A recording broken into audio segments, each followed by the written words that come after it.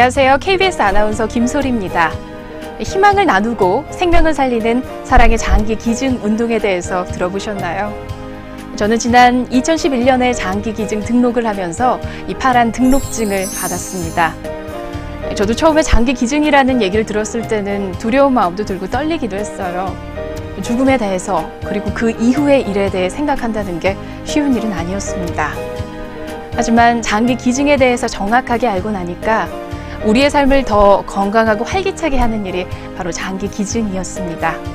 장기 기증 등록을 한 후에는요, 내 몸을 건강하게 사용했다가 나중에 꼭 필요한 이들에게 나눠줘야겠다는 생각에 건강을 더 챙기게 됐고요.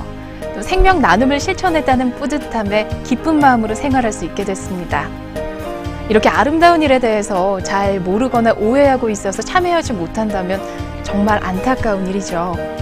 그래서 지금 사랑을 나누는 장기 기증에 대해서 자세히 설명해 드리려고 합니다. 먼저 장기 기증은 죽어서 나에게는 더 이상 필요하지 않은 장기를 나누어 생명을 살리는 아름다운 일입니다. 크게 사후 각막 기증과 뇌사시 장기 기증, 생존시 기증으로 나눌 수 있는데요. 먼저 각막 기증에 대해서 알아볼까요? 우리의 숨이 멈추고 난 후 나눌 수 있는 것에는 이 각막이 있는데요. 우리 눈 중에서 검은 눈동자를 덮고 있는 얇은 막이 있는데 이게 바로 각막입니다. 이 각막은 빛을 투과시켜주는 역할을 하는데요. 쉽게 설명을 드리면 유리창 같은 역할을 하는 겁니다. 이 유리창이 깨지거나 탁해지면 밖을 잘 볼 수 없듯이 각막이 손상되거나 혼탁해지면 앞을 볼 수 없게 됩니다. 이런 분들에게 깨끗한 각막을 이식해주면 다시 앞을 볼 수 있는데요. 우리나라는 1년에 평균 약 25만 명 정도가 사망하는데 안타깝게도 한 해 각막 기증을 실천하는 분은 300여 명 정도입니다. 각막 이식을 기다리고 있는 환자들은 2만 명에 달하는데 말이죠. 각막 기증이 그만큼 어려운 일이기 때문에 그런 게 아니냐고요.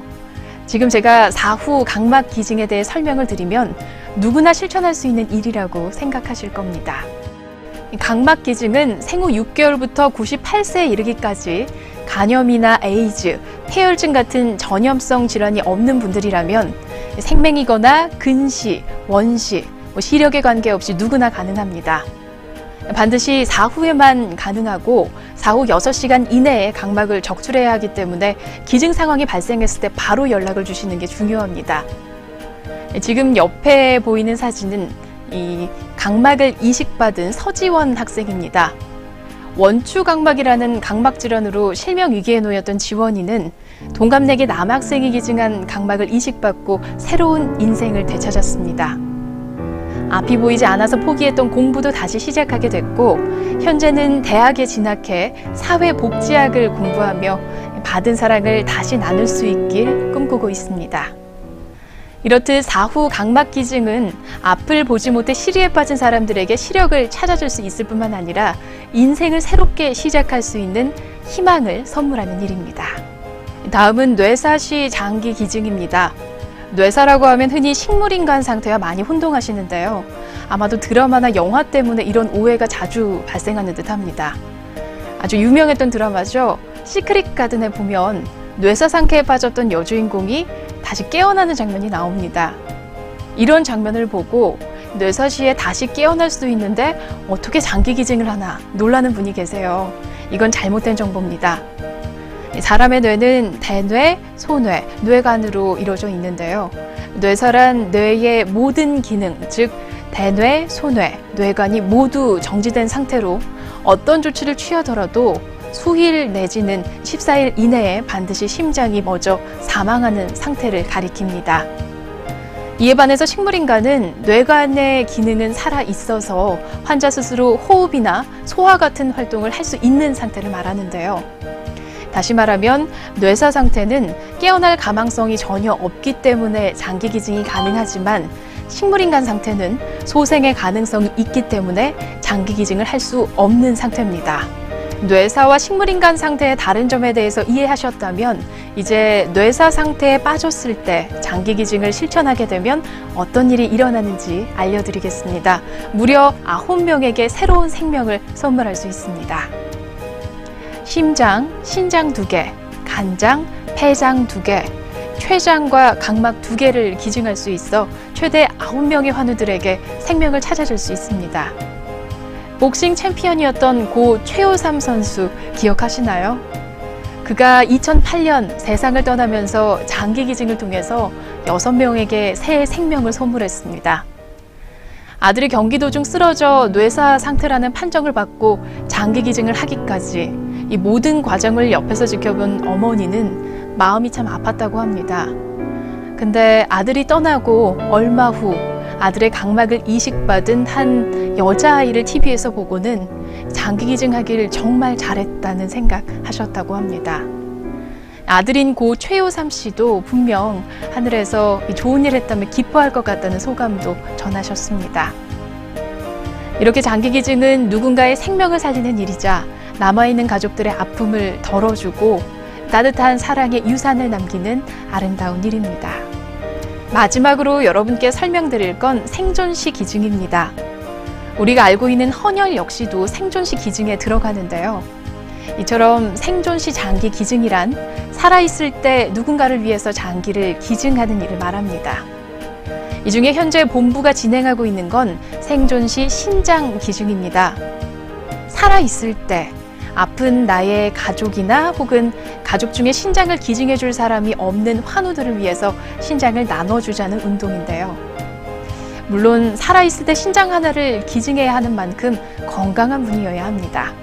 만 20세 이상, 65세 미만인 건강한 분들 중 가족의 동의를 받으실 수 있고 이 검사 및 수술을 위해서 시간을 낼 수도 있고 또 수술 후 복귀가 가능한 거처가 있는 분들이라면 누구나 기증이 가능합니다.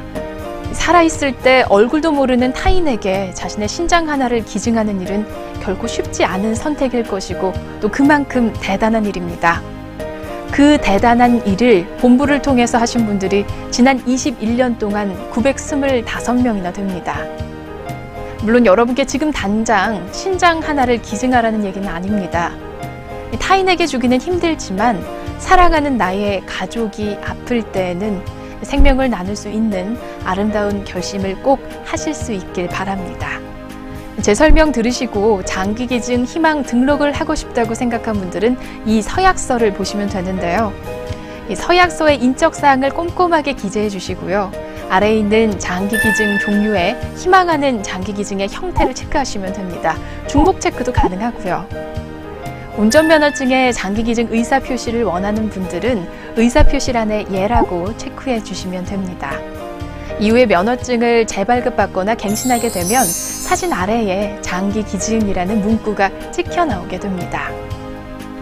이렇게 장기 기증 서약서를 작성하시고 등록을 마친 다음에는 파란 장기 기증 등록증을 드리는데요. 뒷면을 작성하셔서 항상 갖고 다니시면 되고 함께 드리는 분홍색 스티커는 신분증에 부착하시면 됩니다. 이제 장기 기증 희망 등록을 마치셨다면 잊지 말아야 할 마지막 한 가지가 남았는데요. 바로 가족들에게 장기 기증 서약을 했다는 사실을 알리는 겁니다. 서약을 할 때는 가족의 동의가 필요 없지만 실제로 기증을 하게 될 때는 반드시 가족의 동의가 필요하니까요. 꼭 가족들에게 장기 기증 등록했다는 사실을 가르쳐 주세요.